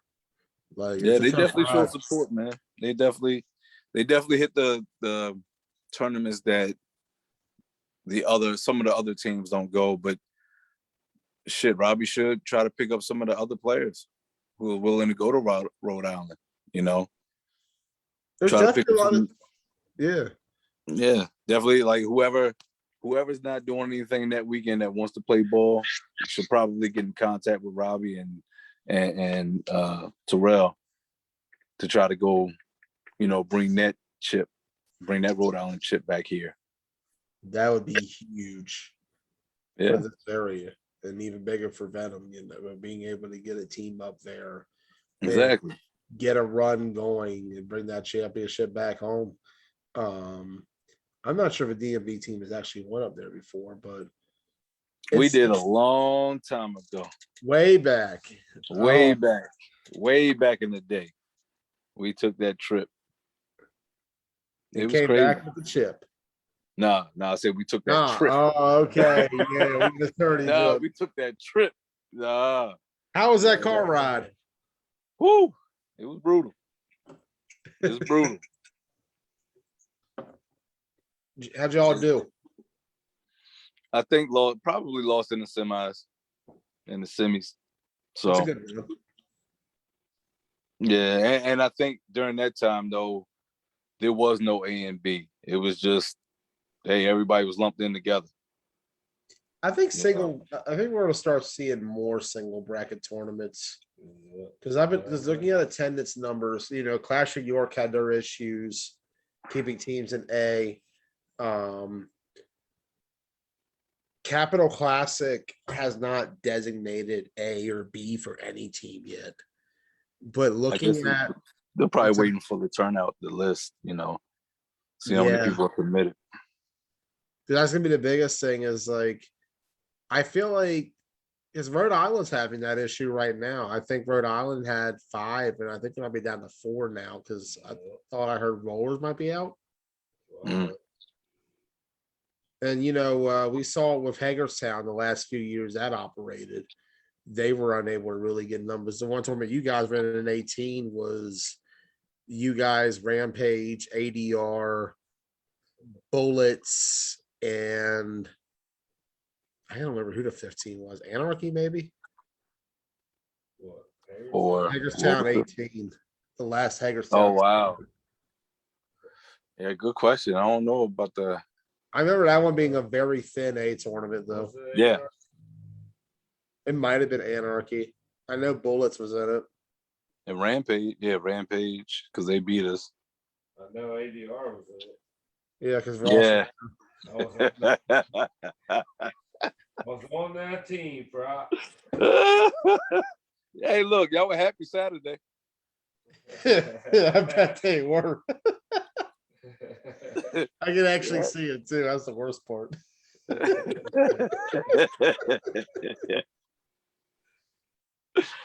Oh yeah. This is why 5-team tournaments should not exist. Yeah.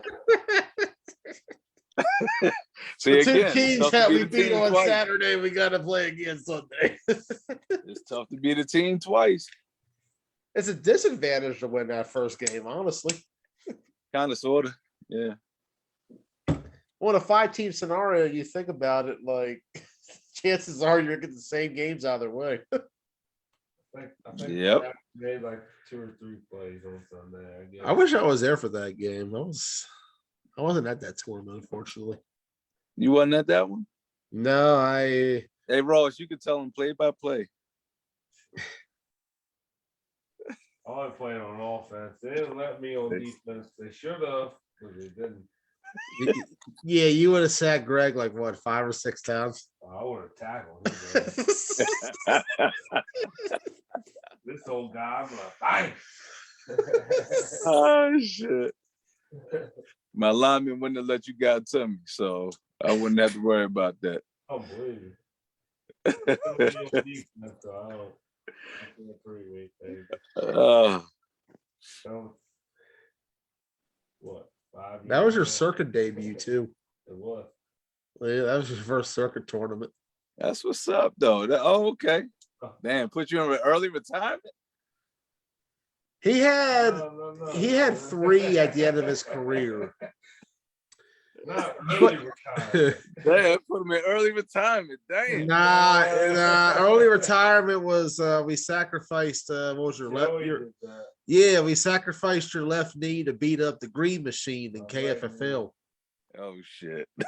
Yeah, the Green Machine. That was a big game for us. Okay. Yeah. That's the. You know what though? I gotta jump on the squad out there so I can win that one. I'm about to say you got OMFFL, you got MAFL. If you get GCFFA, you definitely can get KFFL at that point. Yeah, I just need to hop on the squad real quick. Just I can still play D-line, by the way. What if Ross, you can jump on the team with me, man? We'll package deal, man. Over 35 team, but I got a couple of years for that though. Yo, what if we That's what I'm coming out of retirement for over 35 team down in Florida. So if any of you KFFL teams are watching right now, Greg Proctor is a good free agent pickup. Anybody needs a quarterback. He brings a lot of championship caliber pedigree to this league. I recommend hitting him up. I think he should sign with the Outlaws. Nah, Sean Simmons is doing good work out there right now. I think he should sign with Pure chaos. Nah, Proc's got to have the pure chaos jersey. Wow. Who's the worst team out there? Is it Pure Chaos? Pure chaos. Yeah, they got their first win over the weekend though. They beat Proc. It was a forfeit. They beat I won't play for them. by forfeit. I won't play for them. You want to play for Pure Chaos? Yep. Sign me up, Pure Chaos. I'm All there. right. You seen their jersey, right? No, I don't care about jersey. You sure?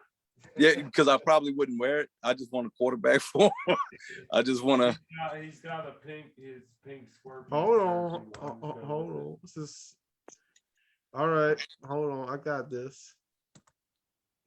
Oh shit. They have toilet paper. Here it is. Here it is, right there. The pink jersey. What do you think? Wow.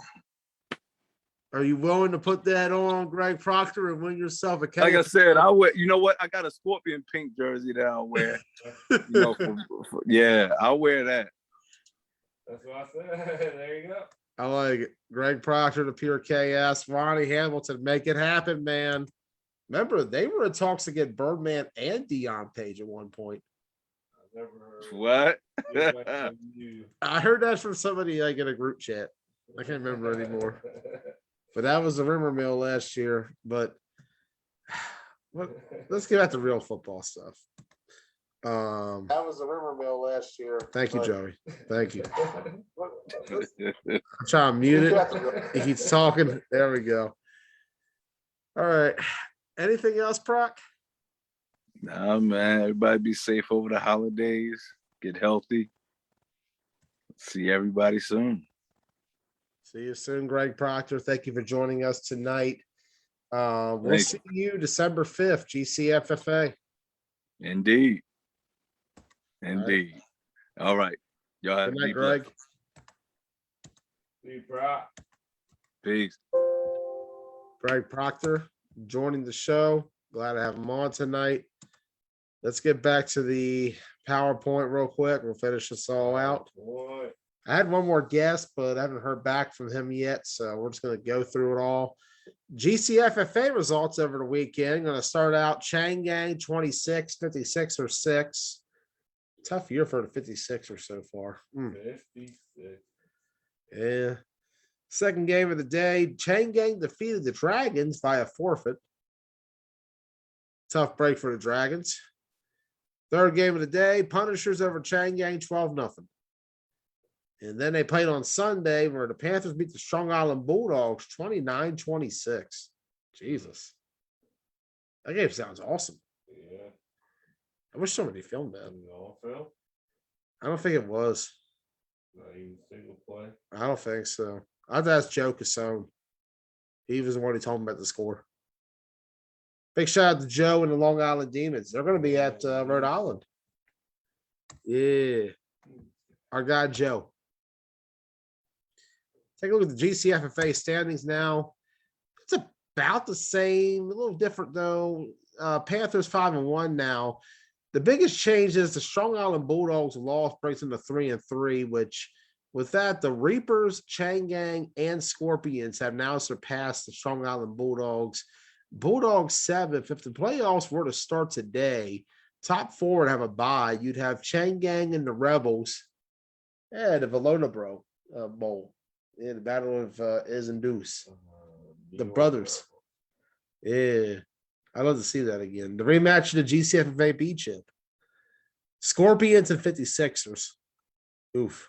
56.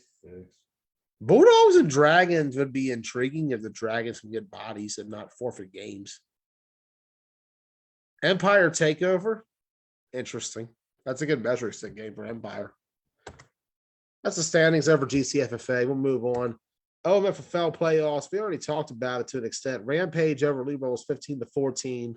Big stat there. Rampage now 3-1 all time versus the Rebels in elimination games. Bad Boys 6, Titans 0. That was an old school slugfest. Two teams have been around the block for years, facing off, giving each other hell. Great game overall. Misfits 15, Venom 12. Venom actually led 12-0 entering the fourth quarter of that game. Who would have thought Venom would have had a 2-score lead on Misfits in the fourth quarter? But they did.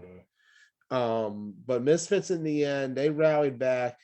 Some controversy. There was something that kind of felt weird to me. The clock was a little off, I felt like, in that game.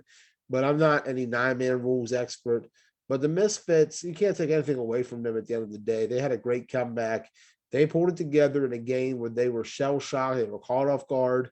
But give credit to Venom as well. They stepped up and played the best game they played all year. And that performance really shined.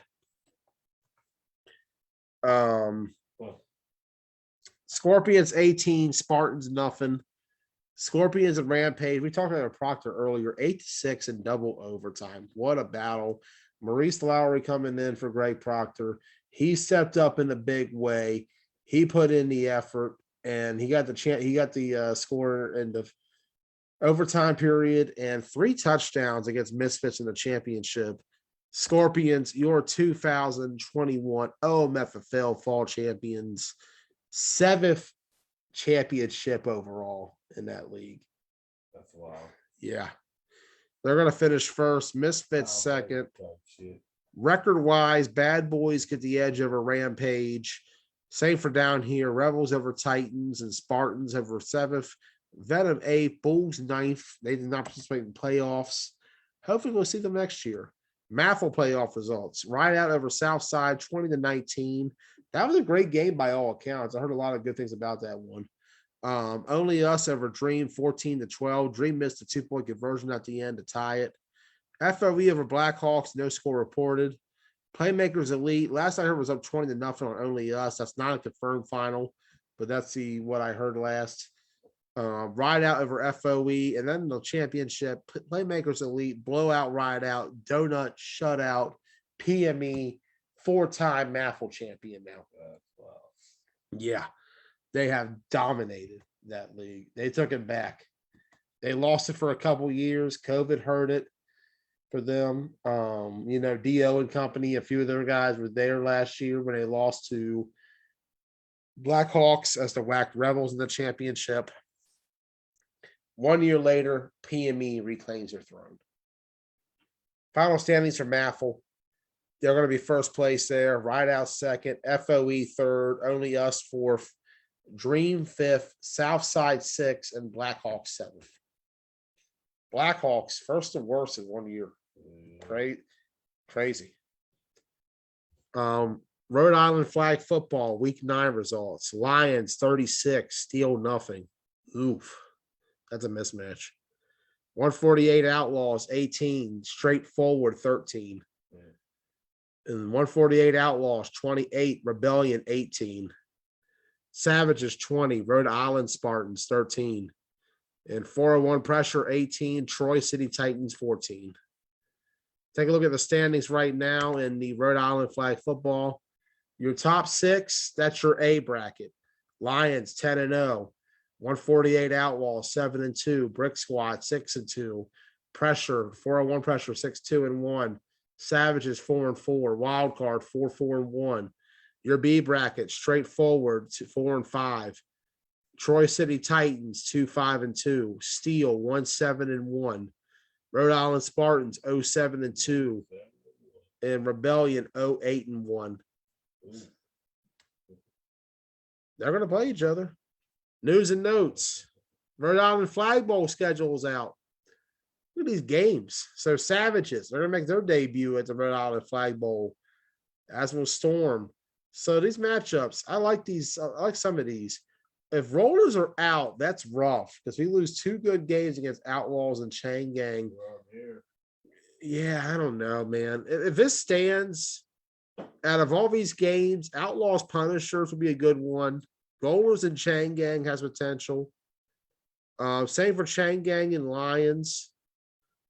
Rob Lane and Jeff Costa in a rematch potentially of the A championship from 2019. Lions Punishers at 5 o'clock. This will be the first time they played since the GCFFA semifinals back in June. That's a game that's not been played very often the last few years either. Other games that's sticking out to me, Empire and Show Me. Looking forward to seeing what St. Louis can bring to Rhode Island. Nomads and Dragons. That's going to be a who has more guys kind of game. And this is interesting. Rebellion is entering this despite being 0-8 in league play. They're gonna take a shot here at the tournament. It's not going to be easy though. They got Nomads and the Reapers. Yeah, speaking of Reapers, GCFFA league game against the Dragons at 3:45 that day. Other games that stick out to me looking at this schedule. The Browns are back. They're going to be playing Venom and the Demons. Browns and the Demons are going to be playing for the first time this fall. So it'd be interesting to see how both those teams come out and look. Remember, Demons have been playing with the Ducks over in GCFFA as the Panthers. Ducks back in action too. They got the Rebels in another GCFFA league game, as well as the Dirty Birds. Be interesting to see how this one goes. We'll have more next week when we do Rhode Island. Capital Classic updates. Baltimore Spartans are in. Third down in 9-man tournament this year. 4-4. They went 2-2 at both of them so far. They're staying even. They're getting wins. See what the Spartans can do at Capital Classic. Moving on now. TBT National 9-man rankings. Debuting at the Rhode Island Flag Bowl will be Storm and Arkham.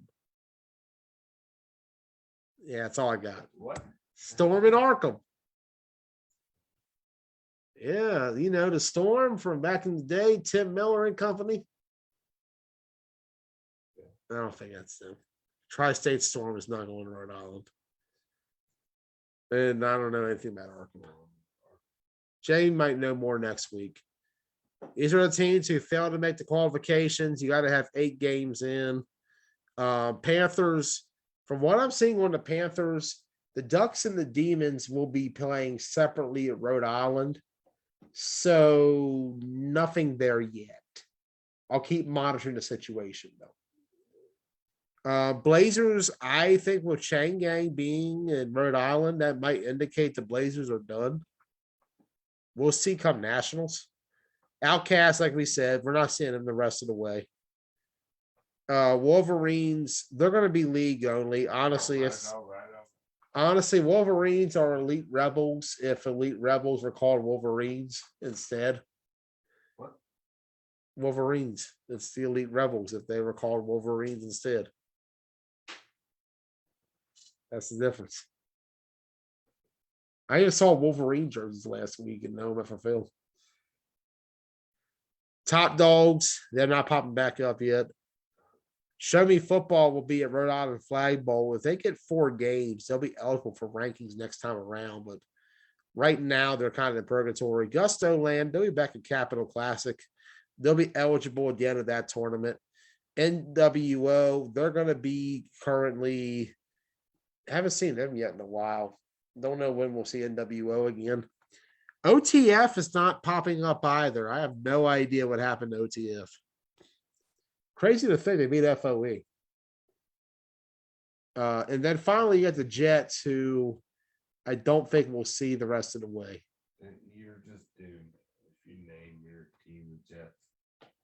Pretty sure I've already said that. They had only 8 guys too. And I'm sticking to it.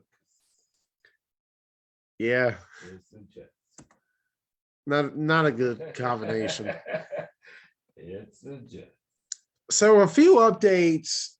I decided that, with NTB committing to nationals, PME to Cap Classic, Changang to Rhode Island, I'm going to take these 3 teams who previously had no tournament appearances. They'll be involved in the ranking system. So now we got 26 teams that are eligible who have not played in the tournament. This is the tier 3 teams. They have losing records and not really are going anywhere. B squad. The what? B squad. This is the C squad. B squad. Yeah, V squad. Yeah, 26. They're in the basement at 0-10. B squad. Just above them is UNR at 25th out of the Washington County Flag Football League. Oh boy. And above them is the Rhode Island Spartans, who are going to be playing Rebellion actually for a chance to get their first win of the season this weekend. That'd be a good game. The fact that they're playing this weekend, they're right above UNR is whatever. They got a cowbell though. Keep it moving. They have a cowbell. I tell you about the cowbell when they had the cowbell played in this game. Keep it moving. Does that give you the psychological disadvantage as an opponent? Pure chaos. Pure chaos. They're 23rd. I'm going to put the Outlaws above them though, because the Outlaws had a real win this week. I was gonna ask if Pure Chaos is second win. Their first win was UNR, and their second was the forfeit to primetime.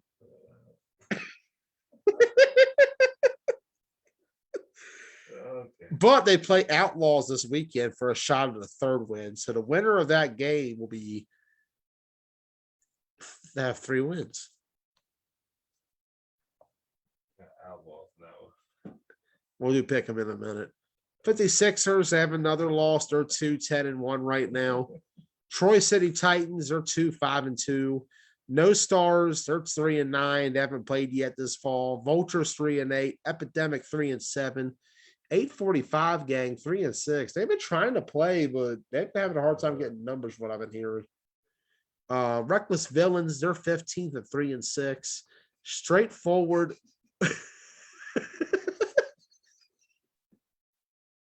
What? This shit don't make no sense, man. Why? No, what I know, it don't make no sense. Yeah, they're without it. This is a tier 3 team without a tournament appearance. It's the bottom barrel of teams that are eligible. All right. Straightforward For what?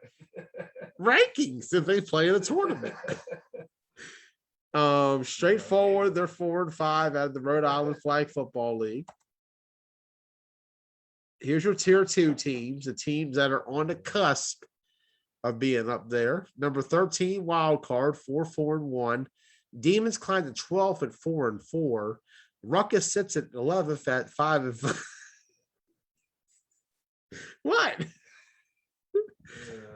Stick Talk is 6-6 out of the SFFA. Talk? Yeah, Stick Talk. What does that mean? I don't know. Ask them. Is it worse than Tickle Time? Is there a team called Tickle Time? Yeah, they're a York team in Hanover. What the fuck? Yeah, they're called Tickle Time. And they were bright blue uniforms with Muppets on the back of them. Fuck Teletubbies or some weird shit. What the fuck? I'll show you the video after the show. No, I don't.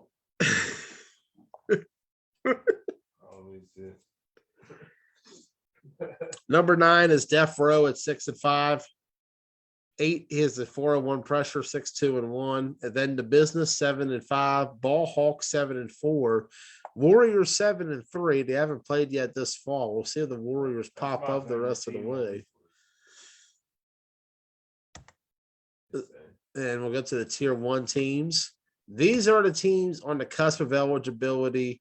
Tier 1 of The teams have had a tournament appearance, what I consider to be rec level teams. They're not playing any competition yet. Number 4 is the West Virginia Venom there at 9-8. They're actually one of the hotter teams right now in 9-man, but they haven't traveled yet. They definitely, though, can make some noise if they played. I wouldn't say they're in the top 25 range, but they're definitely close to top 50. No Excuses, 12-1. They might be at nationals. I don't have confirmation yet. We'll see. Back in Black, 8-3. They're apparently not going to be at nationals. Very sad to hear, but they're going to be. Some of them will be traveling in different places. And of course, Beast Mode 11-2, the SFFA league champion. Supposedly they won't be at nationals either, but we'll see what happens. These are the teams that are eligible, but not eligible. Yeah, they've made the qualifications, 8 games, 1 tournament, but they're not active at the moment. Affiliate Nation, 8-9. Ocean City Sea champions. They have not played in tournament play since Charm City and league play since spring. However, right now, them and Petty are working together as only us. That's how I put it, at least. Number 3 or 1 team now, and number 2 here is They're done for the year, the Bulls are. done. Yeah, so the way I did the whole Petty AFN thing is that I'm counting Maffle last spring to both Petty and AFN separately. Ocean City as well. But AC is where you start seeing the formation of only us. That's when you start seeing it come together. And so AC, Charm City, and this past fall season and forward, as long as we're playing as only us, will be credited to only us. So that's how that's working. Missing the cut in the new rankings. Sitting at 46 is Elite / DX at 0-12. They have not appeared yet. Rebellion making their debut at 0-8-1 in Rhode Island. We'll see what they can do.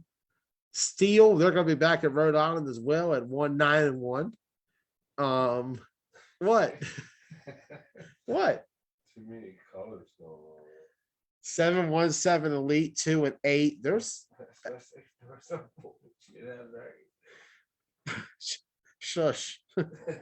Prime time, they're sitting at 6-12, but if they're out, then they might be in the inactive list next week. We'll see what's happening there. New York Rebels at 41st, 7-15-1. They're gonna be back at the Rhode Island Flag Bowl. Killer Bees at 40th. They're 8-16 out of the KFFL. 30 Birds, 39th. They're 3-7. They're coming back at the Rhode Island Flag Bowl. Yeah, I saw that. Yeah. Spartans 38th. They're 20-14 out of KFFL. A lot of wins, just not a lot of quality wins. Savages, they're 37th at 6-4 out of the Rhode Island Flag Football.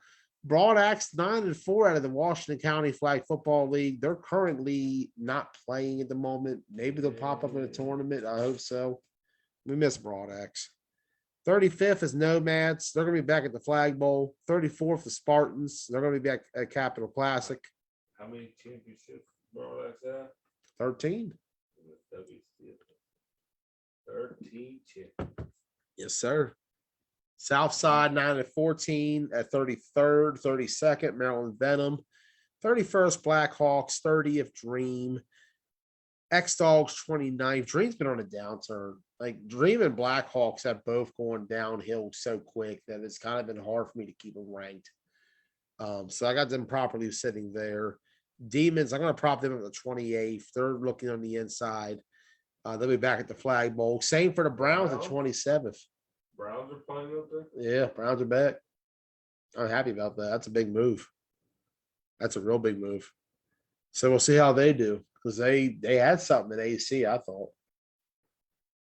Dragons will be at 26. So the Dragons are the last team out, technically speaking. They got to put the forfeits. Pain. Yeah. He's the only guy who shows up every week on a consistent basis. Here's my new rankings. Number 25, Maryland Titans, 19-11-1. What's hurting Maryland Titans right now for me is their inability to perform in elimination games.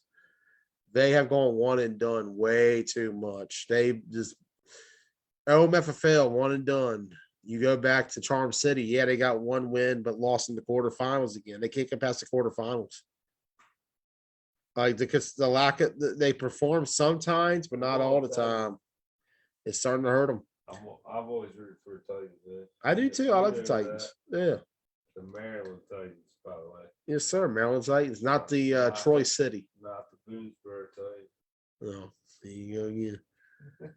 Number 24, FOE. They're 16-12 right now. They got to the semifinals and Maffle fell short to ride out. What was the FOE on 3? FOE on 3. 23rd, Bad Boys. 17-17-2, but they've gotten better this past season in OMFFL. That team's starting to put something together. It may not be the squad it was a year ago, but they're starting to play better as a team right now than what they were over the spring and summer, I feel like. Yeah, they're playing better. 22 is only us at 12-7-1. Like I said, this is counting at this point AFN's team in AC and Charm City. Because that's where I started seeing what was the formation of that team was around those two tournaments. And of course, the Maffle fall season. So my overall record for them is 12-7-1. Semifinalists, they fell to PME. Brick Squad 21st, they're 10-4-1. They'll be at the Rhode Island Flag Bowl. I do too. I look forward to seeing them again. Changay, they're going to debut at 20th at 11-6. GCFFA Spring Champion. They're making their circuit debut at the Rhode Island Flag Bowl. Takeover will be sitting at 19th at 9-8. Reapers at 18th at 9-5-2. 148 Outlaws 8-4. Rideout 17-14-1. They're going to be 16th overall. We're going to move to the 15th now. Empire, I got them at 15th at 9-6. They'll be at the Rhode Island Flag Bowl. Riot Squad at 14th. They'll be back at the Rhode Island Flag Bowl. Ducks at 13th, 10-7-1. They'll be back at the Rhode Island Flag Bowl.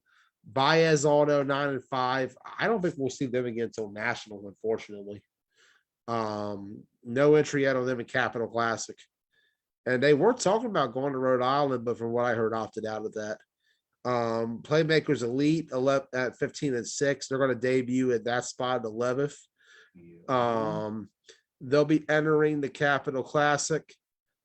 First time it would be at a tournament since Worlds 2020. Fall champions over Rideout. Looking forward to seeing what PME can do getting back on the circuit. They're going to debut at 11th right now. Strong resume going into the Capital Classic. Number 10 is the Elite Rebels at 17-17-1. Great game of Rampage, just could not get through in the end. Number 9 is Rampage, 40-12-2. The resume speaks for themselves, just falling short, though, in the end to the Scorpions. Number 8 is the Misfits, 32-13. Great record overall, but they have not won anything yet. That's the one thing hurting that franchise right now is they have not won a championship yet. First-year team, they'll get something soon, but right now, out of all the top 10, they're anyone without a championship in some regard. Them and the Lions. And main event. The main event does have a natty from this past January. Debuting in number 7, NTB Wolfpack. They're undefeated 11-0 right now. They're on a 16 game winning streak going back to Nationals. Last loss to the Blackhawks. That was a fluke in the long run. They beat them the next day. Haven't looked back since. Number 6, the Scorpions, 30-23-2. They've done a great job. First team to win 2 leagues in 1 calendar year. Big moves for the Scorps. Top 5. Number 5 is the Lions, 22-4-1. They'll be back at the Rhode Island Flag Bowl. They're running right through RIFF right now. And number 4, main event, 8-2. Nothing on them yet for anything anytime soon. I think we won't see them again until Nationals. Number 3 is the High Rollers, 11-2. Hopefully they didn't drop out, but you're saying they did, so yeah. That's insane. DJ Tarver saying that. Oh damn. That's who I heard from. Shit. Oh, he told you? You and him had lunch together? Yeah. Okay, you didn't tell me about that. About me. Shit. That's where all the discussions go down at is Battleview. Number 2 is the Strong Island Bulldogs at 22-7. And you're new and number 1 once again, Punishers 23-6. They're coming off a win. They got some momentum right now. They'll be at Rhode Island. We'll see how it goes. Regional rankings. Here we go. Up north, number 1, of course, is the Punishers. 2 is Strong Island. 3 is the High Rollers. 4 is Main Event. 5 is the Lions. 6 is the Ducks. 7 is Riot Squad. Empire 8th. 148 Outlaws 9th. Long Island Reapers 10th. And of course, in the Southern region, Scorpions be first. Wolfpack 2nd. Misfits 3rd. Rampage 4th. Rebels 5th. PME 6th. Baez 7th. Right Out 8th. Only Us 9th. Bad Boys 10th. FOE was 11th, by the way. That's the correction from earlier. So that's your top 10 for both regions. Let's continue on past that. Let's get to the leagues represented. GCFFA, they lose 1 in the Dragons. They gain 1 in the M with Chain Gang. OMFFL, they're going to be saying about the same at 5. Maffle loses 2 in Dream and Blackhawks, but gain 1 in PME. Independent, Riff, and KFL about the same. St. Louis adds 1 in the midst of the loss of one of the Maffle members. York and XFFL both sitting at 1 apiece. Overall wins right now, Rampage is the most at 40. Misfits second most at 32. Scorpions third most at 30th. Punishers fourth most at 23rd. Bulldogs and Lions tied at 5th most at 22. Spartans 7th most at 20th. And Tri-State and KFL. Maryland Titans at 19. And Right Out and Bad Boys at 17 each. Yeah. Schedule for this week, X-Dogs, Misfits, 8 a.m. Who you got? 9 a.m. Sorry, we're in KFFL, by the way. Who you got? X-Dogs, Misfits, game of the week. Oh, shit. Yeah, that's a good one. What a great start. Yeah. I got the rain. Rain. Yeah, I hear the rains. You got rain all day. Oh, I need to hear 50% chance right now.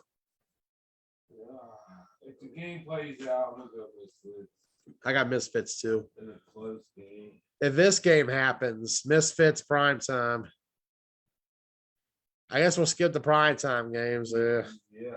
I got Misfits Venom. That's a good one. You just skip over prime time. Yeah, because apparently Jamie says they're done. So they're done. Bees with the rain. More rain. Venom Misfits. I got Misfits. I got Misfits too. Spartans, Wolverines. I got Wolverines. Yeah. And then the game of the week, Outlaws, Pure Chaos. I got Outlaws. I got Rhode Island playoffs. Yeah.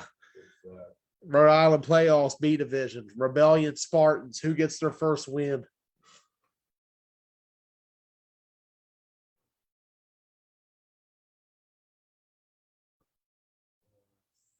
Rebellion. I'm going to go Spartans. Winner versus straightforward. Who you got? Straightforward. I got him too. Steel versus Troy City Titans. Oh man. So I have to pick. Yeah, you got to pick. Who wins? The Steel or the Titans? Go Steel. Just because it's not Steelers. I'm going to go Titans. Championship. I got Titans. Who you got? Straightforward. You got straightforward? All right. Good night, everybody.